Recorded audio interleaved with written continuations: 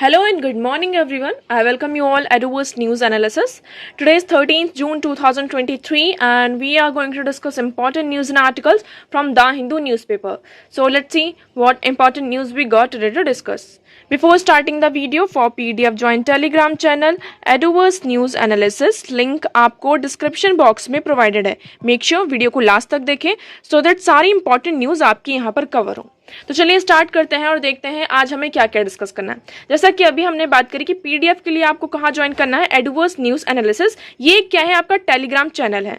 तो मतलब आपको यहाँ पर ये जो पीडीएफ मिलेगी कहाँ मिलेगी, टेलीग्राम चैनल पर मिलेगी. आप इसी से आप ये पहली न्यूज को लिंक करेंगे. Covid vaccination data out, government denies breach. आप सभी को पता है, कल से आप इस न्यूज को यहाँ पर सुन रहे होंगे कि कोविड वैक्सीनेशन का यहाँ पे जो डेटा है वो ब्रीच हुआ है. कहाँ पर ब्रीच हुआ है, एक टेलीग्राम ऐप है जहां पर हम अपनी सारी पीडीएफ फाइल से सारी शेयर करते हैं. तो वहां पर कोई एक अकाउंट था जिसमें कोविड का जो वैक्सीनेशन डेटा था, जिसमें हमने रजिस्टर किया था कोविड-19 के टाइम पर वैक्सीनेशन लेने के लिए. हम उसमें आधार कार्ड, पैन कार्ड नंबर, सारी चीजें, अपनी जो भी पर्सनल इंफॉर्मेशन थी, पर्सनल डेटा था, वो हमने यहाँ पे शेयर किया था. उसे किसी एक टेलीग्राम चैनल था, उस टेलीग्राम पर किसी एक पर्टिकुलर चैनल पर क्या हुआ, कोविड वैक्सीनेशन का जो डेटा हुआ है जो सामने आया है. मतलब वहां पर अपने अगर अपना आधार कार्ड डाला तो आपका जो पूरा डेटा है वो सामने निकल कर आ जाता है. इस पर गवर्नमेंट ने क्या कहा, गवर्नमेंट ने तो डिनाई किया कि ऐसा कोई भी ब्रीच नहीं हुआ है. Union home ministry union home ministry नहीं, आपकी जो हेल्थ मिनिस्ट्री है, उन्होंने तो कहा कि ऐसा कोई भी डेटा ब्रीच नहीं हुआ है. और union IT information technological ministry ने ये कहा कि जो डेटा ब्रीच हुआ है वो कोविन से नहीं हुआ है, जो कोविन पोर्टल है उससे नहीं हुआ है, उससे पहले ही जो डेटा है वो आपका स्टोलन था. ओके, तो देखिए, union IT ministry says breach data were previously stolen but not from CoWIN portal. CoWIN portal से आपका कोई भी जो डेटा है वो स्टोल नहीं हुआ है, मतलब उसका चोरी नहीं हुआ है. Indian computer emergency response team set to investigate the issue and submit a report. अब एक्चुअली हुआ क्या, जैसे कि कई बार हम देखते हैं टेलीग्राम में बहुत सारे चैनल्स होते हैं, तो उसमें क्या होता है, बहुत सारी चीजें आती रहती हैं. कई बार जो उसमें होता है कॉपीराइट का इशू आ जाता है, वो चैनल ऑटोमेटिकली क्या हो जाता है, बंद हो जाता है. ओके, हमने ये देखा है कई बार. अब इसी तरीके से क्या हुआ, जहां पर ये डेटा ब्रीच हुआ है, डेटा मतलब कि सामने आया है, तो वो डेटा सामने आने के बाद वो जो पर्टिकुलर चैनल था वो ऑटोमेटिकली कैसा हो गया था, बंद हो गया था. तो यहाँ पर हमारे पास प्रॉपर इन्फॉर्मेशन भी नहीं है कि हम किस तरीके से उसके बारे में वो करेंगे. अब यहाँ पे कंप्यूटर इमरजेंसी रिपोर्ट टीम है आपकी CERT.in, ये इसकी पूरी यहाँ पर क्या करेंगे, इन्वेस्टिगेशन करेंगे इस इशू की, और फर्दर यहाँ पर रिपोर्ट सबमिट की जाएगी.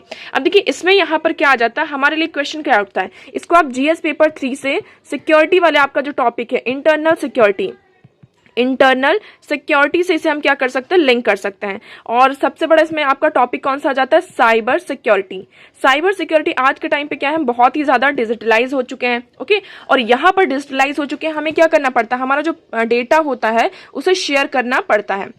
और डेटा शेयरिंग में इसकी जो हमारी प्राइवेसी होती है, डेटा का यहाँ पे प्रोटेक्शन प्रोवाइड करना, मतलब कि हर जगह आप यहाँ पर कोई भी ट्रांजैक्शन कर रहे हैं, कोविन वैक्सीनेशन की बात कर लीजिए, कोविन पोर्टल हो गया. यहाँ पर आपने एक केस सुना था, एम्स में बहुत सारे जो पेशेंट्स थे उनका डेटा यहाँ पर ब्रीच हुआ था, सामने आया था लोगों के सामने. हम यहाँ पे बहुत सारे जो आपके हाइड्रो पावर प्लांट्स होते हैं, प्रोजेक्ट्स होते हैं, वो क्या होते हैं, डिजिटली कनेक्ट होते हैं. तो वहां भी क्या होता है, इस तरीके का जो डेटा होता है वो सामने आ जाता है, ब्रीच होता है. तो यहाँ पर सबसे बड़ा इशू आपका क्या आता है, साइबर सिक्योरिटी का. आज का टाइम क्या है, आपका डिजिटलाइज इंडिया हो चुका है, मतलब कि पूरा ही वर्ल्ड एक तरीके से डिजिटलाइज हो चुका है. तो वहां पर क्या हमें जो प्रॉपर हमारी प्राइवेसी है, जो हमारा डेटा है, उसको सिक्योरिटी मिल रही है या नहीं मिल रही है. तो ये हमारा आज का आर्टिकल यहाँ पर खत्म होता है, फर्स्ट वन. नेक्स्ट मूव करते हैं. देखिए, आज हम कुछ क्वेश्चंस के साथ इसको स्टार्ट करेंगे. यहाँ पर हम 2 क्वेश्चंस डिस्कस करेंगे. एक आपका है मैप का बेसिस है, मैप बेस्ड क्वेश्चन है, और दूसरा ये प्रीवियस ईयर के सारे हम क्वेश्चंस यहाँ पे डिस्कस करेंगे. ओके, अब देखिए ये वाला क्वेश्चन है, आप इस क्वेश्चन को पढ़ेंगे. Consider the following pairs. आपको यहाँ पे पेयर्स बनाना है. रिजर्वॉयर्स एंड स्टेट्स, मतलब कि किस स्टेट में कौन सा रिजर्वॉयर्स है. आपके पास यहाँ पर ऑप्शन है घटप्रभा तेलंगाना, गांधी सागर मध्य प्रदेश, इंदिरा सागर आंध्र प्रदेश, मैथॉन छत्तीसगढ़. अब इसमें से कौन सा पेयर सही है, कौन सा पेयर सही नहीं है, इसको आप कमेंट सेक्शन में बताएंगे. ठीक है, और इसका आंसर मैं आपको कल बताऊंगी विथ मैप के साथ. हम ये सारे जितने भी रिजर्वॉयर्स हैं और स्टेट्स हैं, इनको हम यहाँ पर डिस्कस करेंगे. उससे पहले आपको कमेंट सेक्शन में इसका आंसर यहाँ पर देना है. ओके, ये 2022 का आपका क्वेश्चन है. नेक्स्ट मूव करते हैं. नेक्स्ट क्वेश्चन ही, कल हमने यहाँ पर एयर पॉल्यूशन से रिलेटेड क्वेश्चन सॉल्व किया था. ठीक है, एयर पॉल्यूशन से रिलेटेड। उससे रिलेटेड यहाँ पर 2016 का आपका क्वेश्चन है। देखिए, in the cities of our country which among the following atmospheric gases are normally consider in calculating the value of air quality index. हमने यहाँ पर देखा था एयर क्वालिटी इंडेक्स, ठीक है। अब एयर क्वालिटी इंडेक्स में क्या होता है, एटमॉस्फेयर में कौन कौन सी गैसेस प्रेजेंट है जिसके कारण ज्यादा पॉल्यूशन होता है, तो उन गैसेस का हमें नाम बताना है, ठीक है। किसमें, एयर क्वालिटी इंडेक्स में कौन कौन सी गैसेस हैं जिसके कारण, मतलब कि एटमॉस्फेरिक गैसेस हैं विच इज नॉर्मली हमारी कंट्री में पाई जाती हैं, और उसको हम कैलकुलेट करते हैं किसमें, एयर क्वालिटी इंडेक्स में, जिसके थ्रू हम डिफाइन करते हैं कि हमारी जो एयर क्वालिटी है वो कैसी है। ओके, तो पहला आपका है carbon dioxide, carbon monoxide, nitrogen dioxide, sulphur dioxide, methane. अब इसमें से आपका कौन सा पेयर सही है, उसको ये जो कोडिंग दी गई है इसमें से आपको बताना है। First, second and third carbon dioxide, second carbon monoxide, third nitrogen dioxide. तो देखिए, कल नाइट्रोजन डाइऑक्साइड के बारे में तो हमने पढ़ा था, तो ये ऑप्शन क्या है हमारा सही है, ठीक है। अब क्वेश्चन सॉल्व कैसे करते हैं इसके बारे में हम देखते हैं। हमने कल नाइट्रोजन डाइऑक्साइड के बारे में पढ़ा था, ठीक है। तो ये आंसर तो देख लेते हैं कि 3 इसमें भी है, इसमें भी है, इसमें भी है, मतलब ऑप्शन सी को हम क्या कर सकते हैं, यहाँ पे एलिमिनेट कर सकते हैं। अब हमारे पास बचते हैं 3 ऑप्शन। उसके बाद आप सभी को पता है सल्फर डाइऑक्साइड, यहाँ पे एसिड रेन जो आपकी आती है किससे होती है, सल्फर जो एसिड रेन होती है उसमें सल्फर डाइऑक्साइड तो आपका यहाँ पर रहता ही है, आप सभी को पता है, ठीक है। अब सल्फर डाइऑक्साइड आपका यहाँ पर आ जाता है क्या, ये हो गया फर्स्ट, सेकंड, थर्ड, फोर्थ। तो ये फोर्थ में हम देखते हैं, अब हमें फोर्थ हमें किस किस ऑप्शन में मिलता है, तो फोर्थ हमें ये देखिए बी ऑप्शन जो है हमारा उसमें मिलता है। तो इसमें हमारा नाइट्रोजन डाइऑक्साइड भी है और सल्फर डाइऑक्साइड भी है। अब थर्ड और फोर्थ किसी अदर ऑप्शन में मिल रहा है, हाँ ये फोर्थ वाले में मिल रहा है, इसमें फोर्थ वाले में तो 5 पॉइंट्स हैं, ठीक है। तो अब यहाँ पर देखिए हमारा जो फर्स्ट वाला है और थर्ड वाला ये तो एलिमिनेट हो चुका है, ओके। अब हम बात आते हैं किसमें, ऑप्शन नंबर बी में और ऑप्शन नंबर डी में। अब इस ऑप्शन में से कौन सा ऑप्शन सही हो सकता है आपको यहाँ पे देखना है। अब देखिए, कार्बन डाइऑक्साइड क्या है, आपकी ग्रीन हाउस गैसेस में आती है, ठीक है, ग्रीन हाउस गैसेस में आती है। उसके बाद मतलब इसमें से एयर क्वालिटी इंडेक्स में एक्चुअली यहाँ पर कंसिडर किया जाता है, जिसके कारण आपकी जो एयर की क्वालिटी है वो बहुत ही ज्यादा क्या होती है, खराब होती है। और कार्बन डाइऑक्साइड मेनली क्या है, आपकी ग्रीन हाउस गैस है, क्या होती है, ग्रीन हाउस गैस है। इससे क्या होती है, ग्लोबल वार्मिंग होती है, आपकी क्या होती है, ग्लोबल वार्मिंग होती है। तो यहाँ पर कार्बन डाइऑक्साइड एयर की क्वालिटी के बारे में तो हम नहीं बता सकते हैं, क्योंकि ये क्या कर रहा है, सिर्फ आपका टेम्परेचर बढ़ा रहा है, यहाँ पे एयर की क्वालिटी नहीं खराब हो रही है।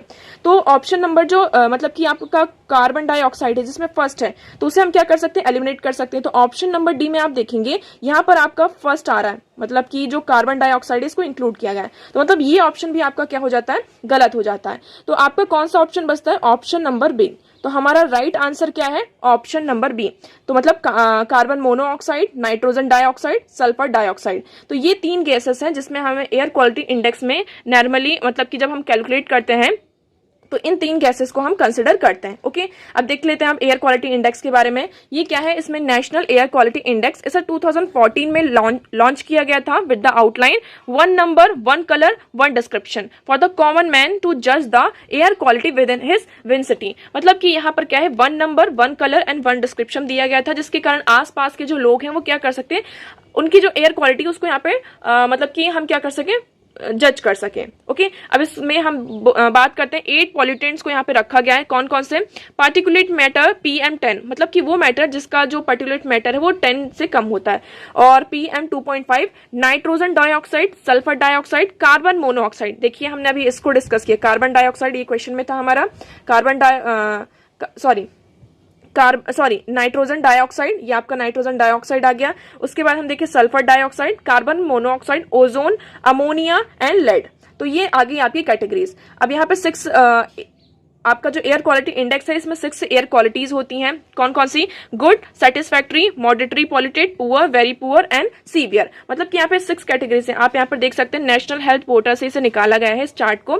इसमें कैटेगरीज को डिफाइन किया गया, जैसे कि गुड, अगर इंडेक्स वैल्यू 0 से 50 के बीच में आती है तो आपकी एयर क्वालिटी कैसी है, गुड है। अगर इंडेक्स वैल्यू आपकी 51 से 100 के बीच में आती है तो एयर क्वालिटी आपकी कैसी है, मॉडरेट है। अगर 101 से 150 के बीच में आती है तो अनहेल्दी एंड सेंसिटिव ग्रुप में आ जाती है। 151 से 200 के बीच में आती है तो अनहेल्दी, और 201 से 300 के बीच में आती है तो वेरी अनहेल्दी, और 301 से 500 के बीच में आती है तो ये कैसी आती है, आपकी हजार्डस, मतलब कि बहुत ही ज्यादा सीवियर आपकी यहाँ पर एयर क्वालिटी है। आपको यहाँ पे इमीडिएट मेजर्स लेने होंगे एयर क्वालिटी को इंप्रूव करने के लिए, ओके। तो आई होप आपको ये पूरा क्लियर होगा। नेक्स्ट मूव करते हैं। Now next article is right to life includes the right not to be tried down by casteism says high court. अब यहाँ पर हाई कोर्ट ने, दिल्ली हाई कोर्ट ने ही कहा है, एक्चुअली यहाँ पे दो ब्रदर्स थे, उन्होंने सीबीएसई हाई कोर्ट में डायरेक्ट किया कि सीबीएसई को उनसे रिक्वेस्ट करी कि उनका जो सरनेम है ना, उनका जो सेकंड नेम होता है, सरनेम होता है उनके फादर का, उसको वो चेंज करना चाहते हैं। क्यों? क्योंकि अभी उनका जो सरनेम क्या है वो मोची है, उसको वो नायक में यहाँ पर चेंज करना चाहते हैं, क्योंकि वो स्केड्यूल कास्ट कम्युनिटी से बिलोंग करते हैं, और जिसके कारण उन्हें जो कास्ट की जो एट्रोसिटीज होती हैं उनसे यहाँ पर उनको सफर करना पड़ता है। जैसे कि आप सभी को पता है इंडिया में क्या चलता है, आपका कास्ट सिस्टम चलता है, और जो लोअर कास्ट के पीपल होते हैं, स्केड्यूल कास्ट और स्केड्यूल कम्युनिटीज के पीपल, उनको बहुत ज्यादा क्या होना पड़ता है, डिस्क्रिमिनेशन और ये इनइक्वालिटीज का सामना करना पड़ता है। तो इसी के चलते उन्होंने, ये दो बच्चों ने ये कहा कि हम क्या करेंगे, जो हमारे फादर का सरनेम है उसे हम चेंज करेंगे मोची से नायक। Okay, while the petitioner was successful in getting their father's name changed on his Aadhaar and PAN card, the CBC has denied their request for the name change। अब यहाँ पर उनका जो पिटिशनर ने ये हाई कोर्ट में petition file किया, तो उस बेसिस पर उनका नाम तो चेंज हो गया, बट सीबीएसई ने यहाँ पे क्या किया, इसको जो मतलब उनकी रिक्वेस्ट थी उसको एक तरीके से डिनाई कर दिया। अब एक्चुअली यहाँ पर क्या आता है कि हम बात करते हैं किसकी, आर्टिकल 21। आर्टिकल 21 क्या कहता है, आपका राइट टू लाइफ, आप सभी को पता है राइट टू लाइफ, और उस राइट टू लाइफ के अंदर उसका जो एम्बिट है वो बहुत ही ज्यादा बड़ा है। उसके अंदर क्या होता है, right to live with dignity भी आता है आपका। तो देखिए, right to life includes the right to live with dignity which includes not to be tried down by casteism. तो यहाँ पे ये क्या कहा जा रहा है कि राइट टू लाइफ में हमारा right to life with dignity भी आता है, मतलब हम लाइफ तो जी रहे हैं बट हमें वो डिग्निटी के साथ जीनी है। और जो कास्टिज्म होता है वो कई बार क्या करता है, उससे हम उसकी जो एट्रोसिटीज है उससे हम क्या करते हैं, सफर करते हैं। ठीक है, तो यहाँ पर उन्होंने अगर ये काम किया है तो इसमें कोई भी गलत नहीं है। ओके, नेक्स्ट मूव करते हैं। Now next article is restless protest and the shrinking space for dissent. अब आप यहाँ पर दो केसेस को डिस्कस किया है, तीन केसेस हैं। हम 2012 का केस देखते हैं, आपका निर्भया का केस आता है, ठीक है, जिसमें कितना ज्यादा प्रोटेस्ट होता है, और इसी के चलते वहां पर जब यूपीए की गवर्नमेंट थी वो एक यहाँ पे लॉ भी लेकर आते हैं 2012 में। आप सभी को पता है, आपका पॉक्सो एक्ट आता है, और जितने भी यहाँ पे क्रिमिनल मतलब की होते हैं, जो चेंजेस होते हैं आपके, तो अमेंडमेंट किया जाता है क्रिमिनल लॉज में, यहाँ पे अमेंडमेंट किया जाता है। पनिशमेंट का जो स्कोप होता है उसको भी और ज्यादा क्या किया जाता है, बढ़ाया जाता है, ब्रॉड किया जाता है। उसके बाद हम बात करते हैं, आप सभी ने देखा होगा मिडिल क्लास का, यहाँ पर अन्ना हजारे जी का अन्ना हजारे आंदोलन 2011 में होता है। ठीक है, और आज का जो प्रोटेस्ट चल रहा है, रेस्टलर्स का प्रोटेस्ट चल रहा है, ये तीनों को यहाँ पे एक तरीके से क्या किया गया है, इनके बीच में इनको मिक्सअप किया गया है और बताया गया है कि इनके बीच में डिफरेंस क्या है। आप यहाँ पर निर्भया का केस ले लीजिए और यहाँ पर अन्ना हजारे का केस ले लीजिए, और रेसलर्स आज के टाइम पे जो प्रोटेस्ट कर रहे हैं उसको ले लीजिए। 2012 का जब केस हुआ था निर्भया केस, और इसमें कितना ज्यादा प्रोटेस्ट हुआ था, इसमें सिविल सोसाइटी, जो वेरियस अदर ऑर्गेनाइजेशन है, मतलब पूरा इंडिया एक साथ आ गया था। हमने कितनी सारी इसमें रैलीज निकाली थी, कितना ज्यादा इसमें प्रोटेस्ट किया था। ओके, 2011 का जो ये अन्ना हजारे आंदोलन था, ये मिडिल क्लास के लिए आंदोलन था, जिसमें हमने क्या देखा था कि इसमें बहुत सारे जो लोग थे, सिविल सोसाइटीज और अदर पीपल थे, उन्होंने इसमें क्या किया था, पार्टिसिपेट किया था। अब ये जो रेसलर्स वाला केस आ रहा है, यहाँ पे रेसलर्स 4 महीने से कंटिन्यूसली क्या कर रहे हैं, प्रोटेस्ट कर रहे हैं, बट यहाँ पर हम क्या देख रहे हैं, सिर्फ फार्मर्स, जो मार्जिनलाइज सेक्शन के यहाँ पे पीपल है वो लोग, और कुछ अदर जो पीपल्स है वो इसमें क्या कर रहे हैं, मिडिल क्लास के पीपल इसमें क्या कर रहे हैं, अपना समर्थन दे रहे हैं, इसमें पार्टिसिपेट कर रहे हैं। अदर हम सिविल सोसाइटी की बात कर रहे हैं तो ये इसमें क्या कर रहे हैं, पार्टिसिपेट नहीं कर रहे हैं। अब देखिए, ऑफेंस तो ऑफेंस होता है, सेक्सुअल ऑफेंस हो की बात कर रहे हैं यहाँ पर, तो सेक्सुअल ऑफेंस होता है, चाहे वो छोटे लेवल पर हो या बड़े लेवल पर हो, है ना। तो यहाँ पर क्या हुआ है, विक्टिम है आपके सामने, और उसके लिए यहाँ पर उसको क्या चाहिए, जस्टिस चाहिए। तो इसमें सिर्फ एक्चुअली इसमें डिस्कस किया कि देखिए, इन December 2012 people around the world was the thousands took the street in the central vista of new Delhi following the brutal gang rape of 23-year-old physiotherapy student Nirbhaya. यहाँ पर वो 23-year-old फिजियोथेरेपी स्टूडेंट थी निर्भया, जिसका नाम था, जिसका यहाँ पे गैंग रेप होता है, जिसके कारण जो पूरा आप देखेंगे इंडिया जो था, हजारों लोग यहाँ पर स्ट्रीट में आ गए थे। अब आज के टाइम पे देखते हैं, जिसके कारण हम देखते हैं यहाँ पे वेरियस अमेंडमेंट किया जाता है। आपका पॉक्सो एक्ट आता है, इसी के चलते 2000 जो ऑफेंस का स्कोप होता है उसको और ज्यादा बढ़ा दिया जाता है। फास्ट फॉरवर्ड इस चीज को करिए, यहाँ पे जितने भी हमारे रेसलर्स हैं, मेडल विनिंग रेसलर्स हैं, वो हमारे शाइनिंग स्टार्स हैं, वो हमारी कंट्री को क्या कर रहे हैं, वर्ल्ड में रिप्रेजेंट कर रहे हैं। उनके साथ आज वो 4 महीने से स्ट्रीट पर हैं, डिमांड कर रहे हैं कि उन्हें क्या दिया जाए, जस्टिस दिया जाए। जो यहाँ पर sexual harassment, women assault and minor के साथ जो यहाँ पर सेक्सुअल हैरेसमेंट हुआ है तो उसे ऑथराइज किया जाए। इवन उनके जो मतलब कि जिन्होंने ये क्राइम किया है उनको अभी तक अरेस्ट भी नहीं किया गया है। पूरा ये सुप्रीम कोर्ट में भी केस जाता है। सुप्रीम कोर्ट ने यहाँ पे ऑर्डर निकाला है, दिल्ली पुलिस से ये कहा है कि जो यहाँ पे एफआईआर फाइल की जाए, बट स्टिल अभी भी कोई कंक्रीट जो एक होता है, हम यहाँ पर देखते हैं स्पोर्ट मिनिस्टर के साथ यहाँ पे मीटिंग हुई है, यूनियन होम मिनिस्टर्स के साथ भी मीटिंग हुई, बट अभी कोई भी आप देखेंगे कंक्रीट जो रिजल्ट निकल कर आना चाहिए वो निकल कर नहीं आ रहा है। ओके, अब इसमें बात करते हैं कि क्या आ जाता है, आपका पॉलिटिक्स आ जाता है। इसमें थोड़ा गवर्नमेंट को क्रिटिसाइज भी किया गया है कि इसमें अगर हम बात करते हैं इस प्रोटेस्ट में सिर्फ आपकी कौन सी हैं, all India democratic women association जो लेफ्ट ग्रुप्स हैं इस टाइम पर इनको लीड कर रही हैं इस सेक्शन को। यहाँ पर मेनली अगर इस इशू की बात करते हैं तो इस इशू में क्या है, women's group have been largely missing in action even though it is an issue of gender justice, but it is not just about gender justice, it is about the wider issue of dissent, dignity and social justice. अब देखिए यहाँ पर बहुत सारा जो women's का group है वो भी मिसिंग है। यहाँ पर जो सेक्सुअल हैरेसमेंट हुआ है विमेंस के साथ हुआ, एक माइनर गर्ल के साथ हुआ है, तो यहाँ पर सारी जो विमेंस ग्रुप है उनको यहाँ पर आना चाहिए।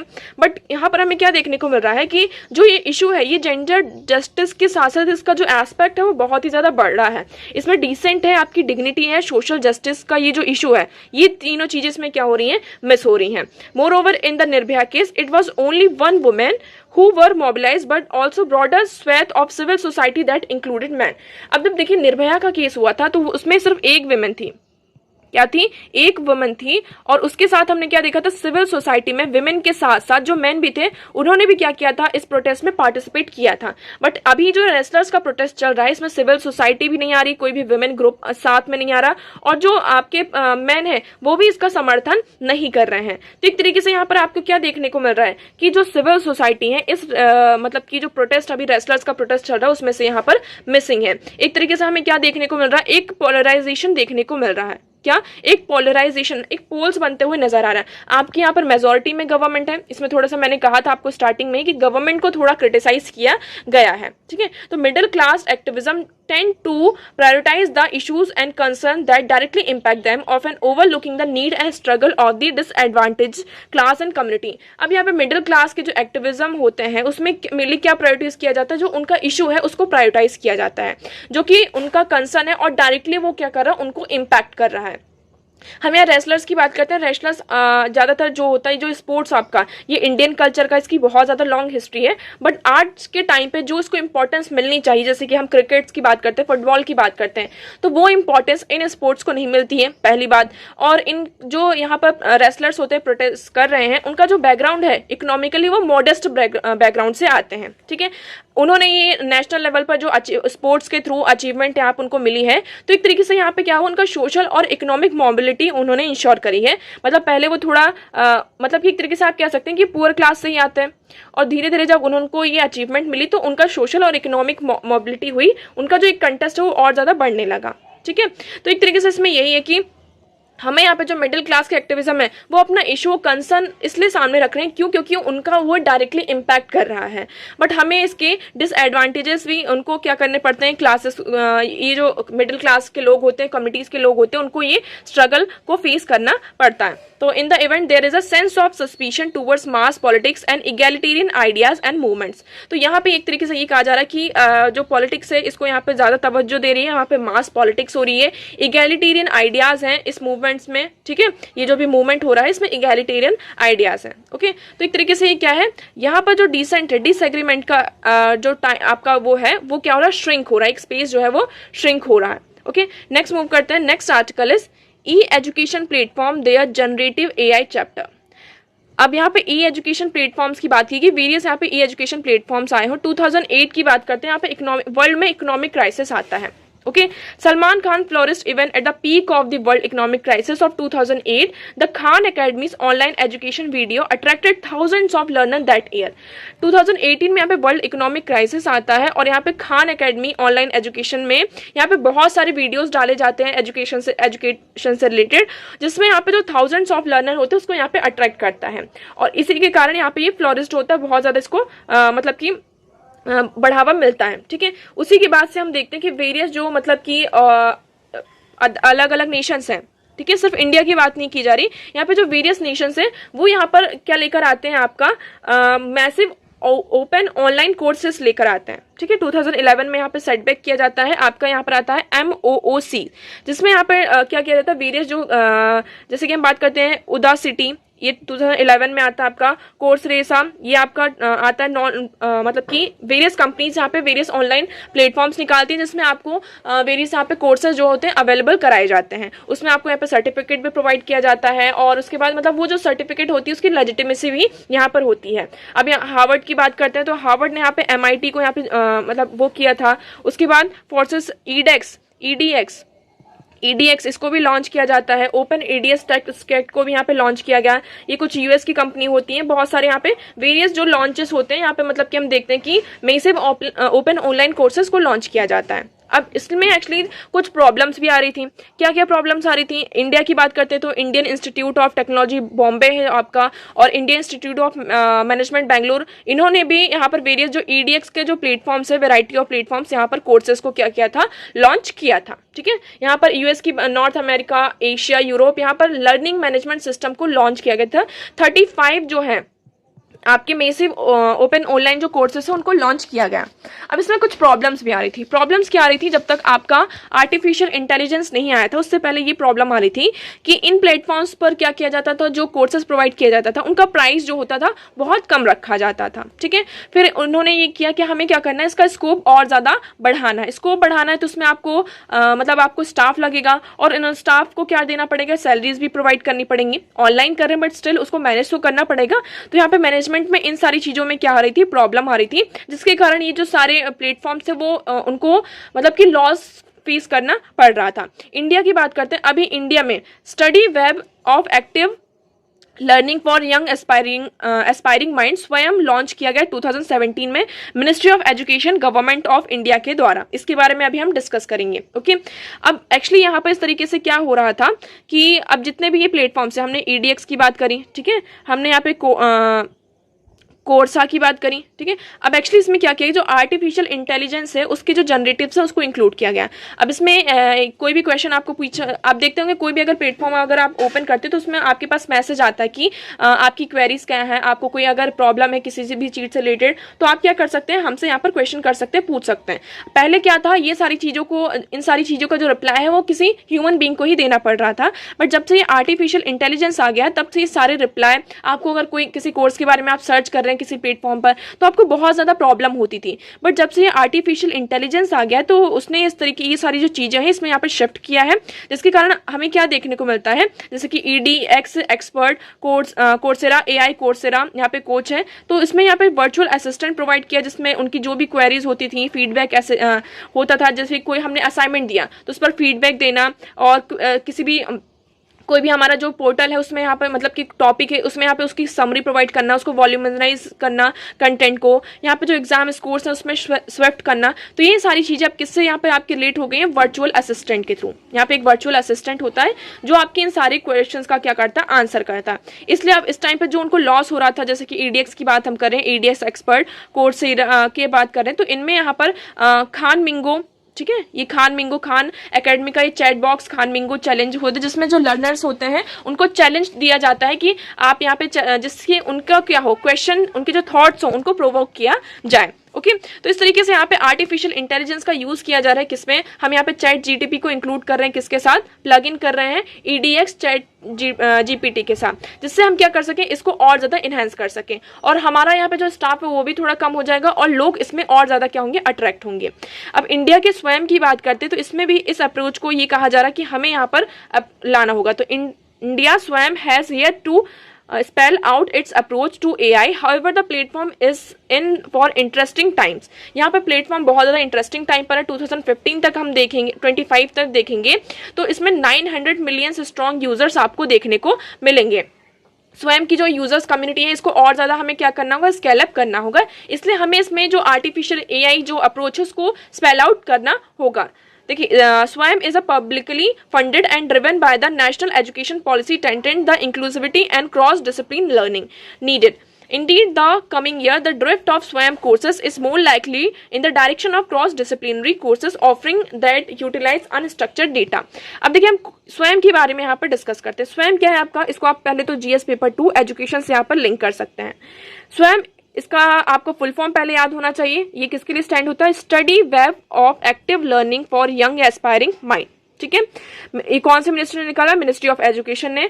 स्वयं क्या है, Swayam is a free learning platform where as for the certification there is a very little fee and once you finish the course you can apply for assessment and once you have completed the certification you can download your certificate and get a print out it and it would be presentable and valid everywhere. यहाँ पर एक आपका learning platform है जहां पर आपको क्या किया जाएगा, सर्टिफिकेशन के साथ साथ कोर्स प्रोवाइड किया जाएगा. इसकी जो फीस होती है बहुत ही ज्यादा कम होती है. आप यहाँ पे कोर्स में अप्लाई करते हैं, ठीक है, उसका पूरा असेसमेंट होता है, आपने कोर्स को कंप्लीट किया, उसके बाद आपको सर्टिफिकेट प्रोवाइड किया जाएगा. आप उस सर्टिफिकेट को डाउनलोड कर सकते हैं, उसका प्रिंट आउट निकाल सकते हैं और कहीं भी आप जाएंगे तो वो जो आपका सर्टिफिकेट होगा वो प्रेजेंटेबल होगा और वैलिड हो गया. ठीक है, तो ये आपका स्वयं हो गया. ये ministry of human resource development और AIC all India council for technical education का टाई अप है, जिसमें यहाँ पर हम देखेंगे Microsoft and providing over 2,000 courses on over 80,000 hours of learning of the students. तो यहाँ पर हम क्या देख रहे हैं कि आपके 2,000 से ज़्यादा कोर्सेस हैं और 80,000 जो आवर्स हैं लर्निंग ऑफ स्टूडेंट्स यहाँ पे प्रोवाइड किया जा रहा है. ठीक है, स्वयं क्या है, ये कॉन्सेप्ट है आपका मैसिव ओपन ऑनलाइन कोर्सेज का एक कॉन्सेप्ट है जिसमें providing online courses to the wide section of people over platform of learning and education. अब इसका ऑब्जेक्टिव क्या है, to provide access to free education to all. आप सभी ने यहाँ पे कोविड के टाइम पर ज्यादा देखा होगा कि जो आपके टीवी हैं बहुत सारे यहाँ पे प्रोग्राम्स आ रहे थे कि ये चैनल है, इसमें इस रिलेटेड से आपको क्लास वाइज आपकी क्लासेस लगती थी. आपने अगर यहाँ पर नोटिस किया होगा, हमने यहाँ पर देखा था कि मतलब जो क्लास फर्स्ट है, क्लास सेकंड है, क्लास थर्ड है, इवन 12th क्लास तक मतलब आपका जो UG और PG के भी क्लासेस यहाँ पर टीवी में आपकी टाइम यहाँ पर सेट किया जाता था और उस बेसिस पर यहाँ पे आपकी पूरी क्लासेस लगती थी हर एक चैनल में, हर एक सब्जेक्ट यहाँ पर आपको पढ़ाया जाता था. इससे क्या होगा, generate a sense of equality among students. अब इसमें क्या होगा, स्टूडेंट्स के अमंग में एक इक्वालिटी को सेंस उनको जनरेट किया जाएगा. Quality of classroom teaching shouldn't be compromise. यहाँ पे जो टीचिंग है वो कॉम्प्रोमाइज नहीं होनी चाहिए, इसलिए यहाँ पर हम क्या लेकर आए हैं, स्वयं लेकर आए हैं. ये स्कीम के बारे में हमने देख लिया. ये 2014 में लॉन्च की गई थी. इसका जो प्रोजेक्ट है उसको 2014 में लॉन्च किया गया था और ये 2017 से ऑपरेशनलाइज्ड हुआ था. ओके, अब इसमें एक्चुअली और देख लेते हैं. इसमें ट्रांसलेशन टू रीजनल लैंग्वेजेस, ये स्वयं के जो कोर्सेस हैं यहाँ पे स्वयं प्रभा के वीडियोस होते हैं जिसको यहाँ पे ट्रांसलेट, जो रीजनल लैंग्वेजेस होती थी, टाइम बाउंडर यहाँ पे मैनर होता था और रीजनल लैंग्वेजेस में इसको ट्रांसलेट भी किया गया. ऐसा नहीं है कि सर अगर आप MP से रिलेट करते हैं आप हिंदी बोलते हैं, यहाँ पे जो तेलुगु बोलने वाले हैं, यहाँ पे जो आसामीज बोलने वाले हैं, तो इसको हर जो रीजनल लैंग्वेजेस है उसमें क्या किया गया है, ट्रांसलेट किया गया. तो इसमें आपका स्वयं प्रभा के जो वीडियोज आते थे. एक्सेप्टेंस ऑफ स्वयं credits. It has also been decided that University Grant Commission (UGC) and All India Council for Technical Education will follow up with universities and institutions to accept स्वयं credits. So यहाँ पर जितने भी आपके universities होती थी, है ना, और इंस्टीट्यूशन है, तो उन्हें यहाँ पे स्वयं के जो क्रेडिट्स है उसको एक्सेप्ट करना पड़ता. अगर आप वहाँ पे स्वयं के कुछ भी मतलब कि कोर्स है, आपने जो कोर्स किया उसका सर्टिफिकेट दिखाते हैं तो उनको वो चीज़ एक्सेप्ट करना होगा. इंसेंटिव्स टू फैकल्टीज, यहाँ पे जो फैकल्टीज हैं उनको इंसेंटिव्स भी प्रोवाइड किया जाता है. तो यहाँ पर बहुत ही अच्छा मतलब करियर ऑप्शन भी सबके लिए हो सकता है. नेक्स्ट मूव करते हैं. Next article is same sex marriage morality versus equality. अब यहाँ पे सेम सेक्स मैरिज के बारे में आप सभी को पता है, इसको हमने कई बार डिस्कस भी किया है. ठीक है, अब इसमें आप बताएंगे इससे रिलेटेड कौन कौन से आर्टिकल आ जाते हैं. Same sex marriage, homosexuality. ठीक है, अब यहाँ पे सेम सेक्स मैरिज की बात की गई, या तो आप इसे मॉरली देखिए, मॉरलिटी के साथ देखिए, या फिर इक्वालिटी के साथ देखिए. अगर हम दोनों पर्सपेक्टिव से देखते हैं तो हमें यहाँ पर बहुत बड़ा डिफरेंस दिखाई देता है. अब यहाँ पर क्या है, अगर हम मॉरल के बेसिस पे देखते हैं तो इंडिया के पर्सपेक्टिव से अगर देखेंगे तो मैरिज क्या है, आपका बहुत बड़ा इंस्टीट्यूशन हो जाता है जिसमें यहाँ पर सिर्फ हम लव एंड रोमांस के बेसिस पर यहाँ पे क्या करते हैं, चॉइस अपनी नहीं होती है। यहाँ पर ये जो मैरिज का जो टर्म होता है बहुत ही सिग्निफिकेंट होता है। इवन ये इसमें कलकत्ता हाई कोर्ट 1901 में ये भी कहा था कि जो मैरिज होता है वो क्या होता है, union of flash with flash, bone with bone, the union is a sacred ties and subsist even after the death. तो आप यहाँ पर देख सकते हैं कि कलकत्ता हाई कोर्ट ने इसे 1901 में ये कहा था कि जो मैरिज होता है वो फ्लैश टू फ्लैश का यूनियन होता है, बोन विद बोन का यहाँ पे यूनियन होता है। ये बहुत ही सेक्रेड मतलब कि आपकी पवित्र टाइज होती है जो कि आपके डेथ के बाद भी क्या रहती है, बनी हुई होती है। तो ये इंडिया का सिग्निफिकेंस है, क्या मतलब कि इंडिया का पर्सपेक्टिव है मैरिज को लेकर। अगर हम यूएस की और अदर कंट्रीज की बात करते हैं तो वहां पर जो मैरिज है, जैसे कि होमोसेक्सुअलिटी की जो सेम सेक्स मैरिज है उसे लीगलाइज किया गया है, तो उनकी जो चॉइस होती है वो क्या है, फ्रीडम ऑफ चॉइस है। उनका जो वर्च्यू है, उनका जो सोचने का तरीका है, उन्होंने किस बेसिस पर किया है, just on the ground of equality and freedom of choice, कि यहाँ पर सभी को इक्वालिटी प्रोवाइड करना है और ये उनकी चॉइस है, फ्रीडम ऑफ चॉइस यहाँ पर है। इन वर्च्यू के बेसिस पर यहाँ पे सेम सेक्स मैरिज को क्या किया गया है, लीगलाइज किया गया है। बट इंडिया का पर्सपेक्टिव देखेंगे और हम अदर कंट्रीज का पर्सपेक्टिव देखेंगे तो वो क्या हो जाता है, यहाँ पर अलग अलग हो जाता है। तो इस आर्टिकल में मेरे लिए यही देखिए कुछ कोट्स यहाँ पे दिए गए हैं कि किसकी बात की जा रही है, कोट्स को कैसा होगा, न्यूट्रल होना पड़ेगा।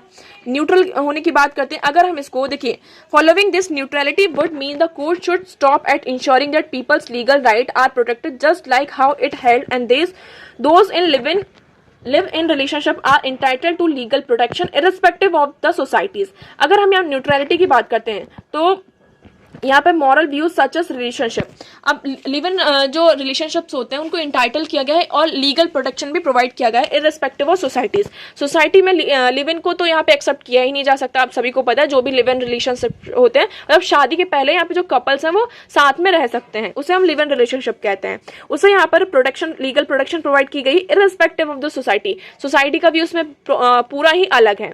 अब अगर हम इसको मैंडेट करते हैं, अगर स्टेट मैरिज को रिकॉग्नाइज करता है, होमोसेक्सुअलिटी को अगर हम रिकॉग्नाइज करते हैं, मतलब होमोसेक्सुअलिटी को रिकॉग्नाइज किया गया है, अगर हम सेम सेक्स मैरिज को रिकॉग्नाइज करते हैं तो इससे क्या होगा, the state to recognise a particular kind of marriage on the basis of equality is to recognise marriage as a social honour and pronounce on its moral worth.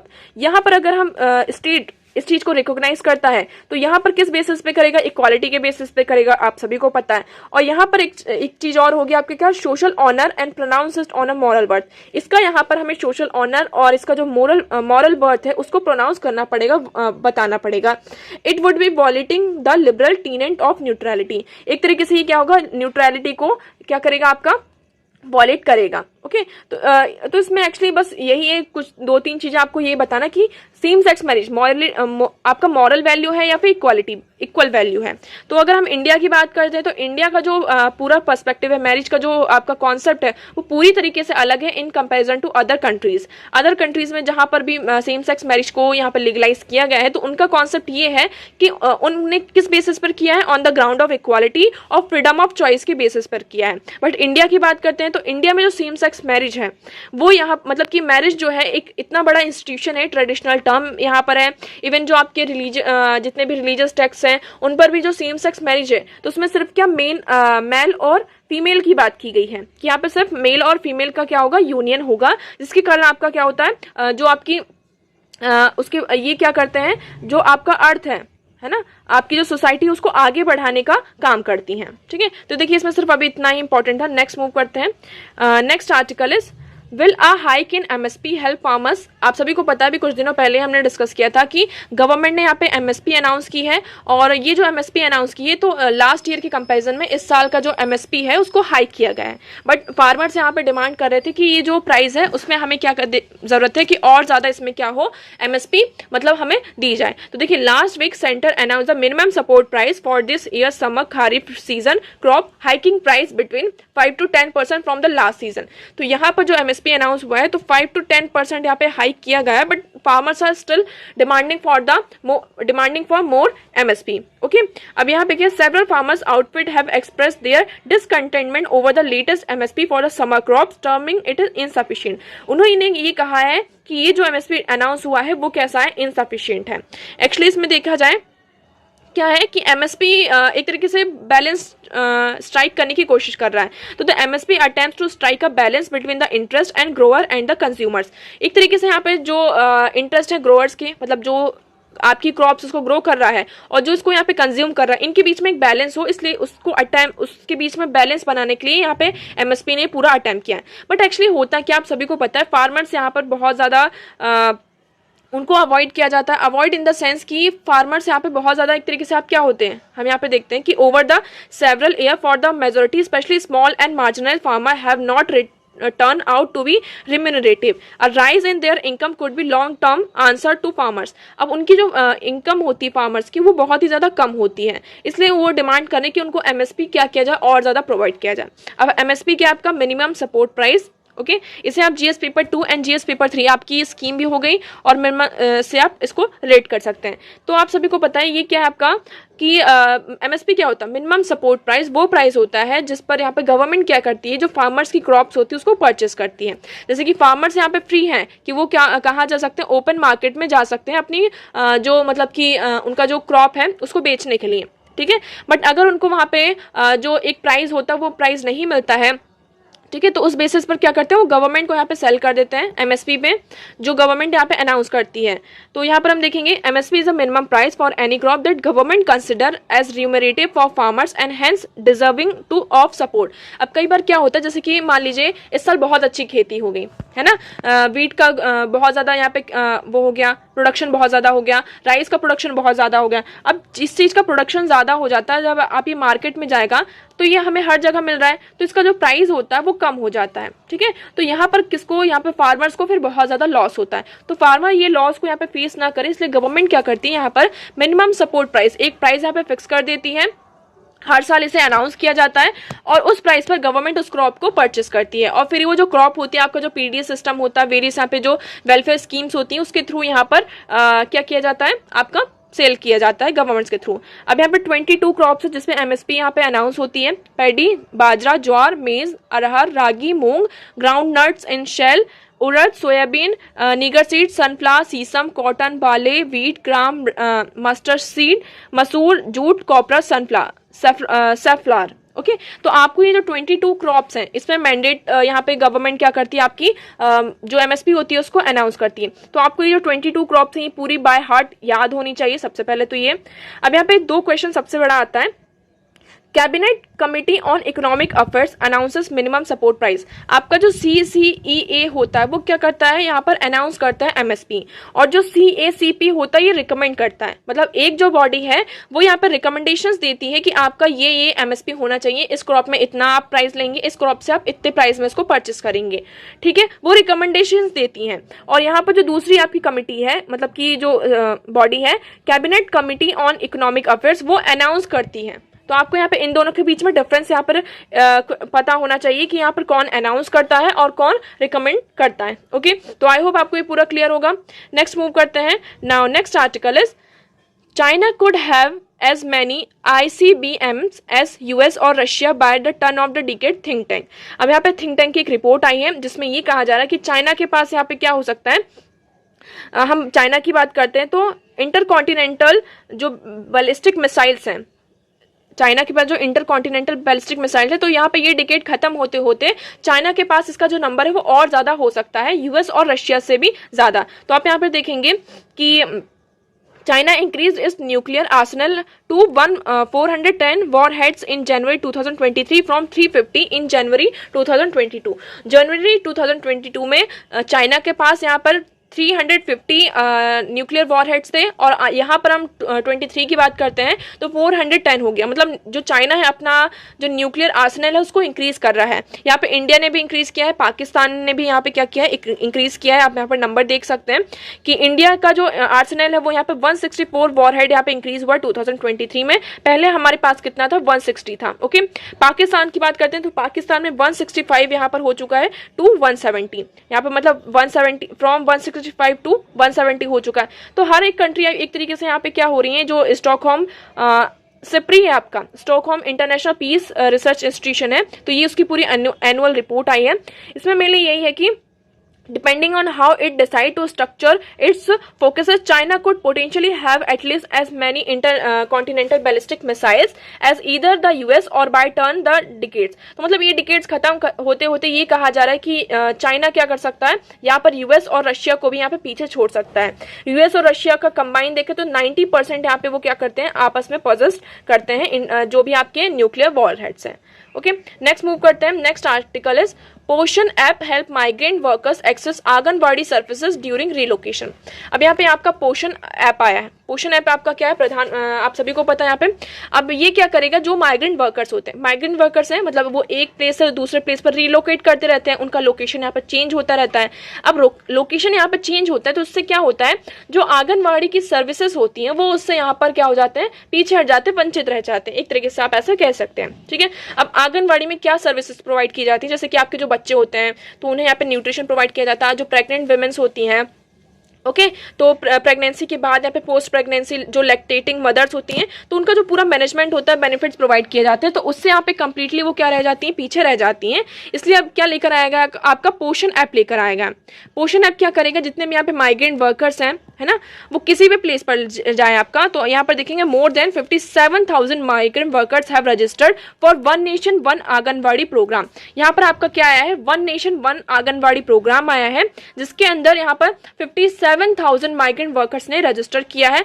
अब वो क्या करें, किसी भी प्लेस पर रिलोकेट हो, मतलब अगर वो एमपी से झारखंड जा रहे हैं, झारखंड से बिहार जा रहे हैं, तेलंगाना जा रहे हैं, आंध्र प्रदेश जा रहे हैं, कंट्री में कहीं भी जा रहे हैं, तो उनकी जो मतलब आंगनवाड़ी की जो सर्विसेज होंगी वो क्या कर सकते हैं, उसको एक्सेस कर सकते हैं. ओके, तो they can receive benefits given by the government to children under 6 year of age and pregnant and lactating womens. तो यहाँ पर जो बच्चे 6 ईयर से कम है उनको जो गवर्नमेंट बेनिफिट्स प्रोवाइड करती है, प्रेग्नेंट वुमेन्स को यहाँ पे आंगनवाड़ी के थ्रू बेनिफिट्स प्रोवाइड किए जाते हैं, और जो लैक्टेटिंग मतलब पोस्ट प्रेगनेंसी के बाद जो यहाँ पे बेनिफिट्स वुमेन्स को प्रोवाइड किए जाते हैं तो उसको क्या कर सकते हैं, वो एक्सेस कर सकते हैं. ठीक है, इसके चलते यहाँ पर जो आंगनवाड़ी वर्कर्स हैं उन्हें यहाँ पे जो फोन है ना, स्मार्टफोन से वो प्रोवाइड किया गया है, उन्हें यहाँ पे ट्रेनिंग प्रोवाइड की गई. 8.66 लाख सच फोन्स यहाँ पे प्रोवाइड किए गए हैं स्टेट और यूनियन टेरिटरीज में सारी, और यहाँ पे more than 6.5 lakh anganwadi workers को यहाँ पे ट्रेनिंग भी प्रोवाइड की गई है कि जो पोषण ऐप है उसे कैसे डाउनलोड करना है, यहाँ पे उस एप्लीकेशन को यहाँ पे कैसे ट्रैक करना है,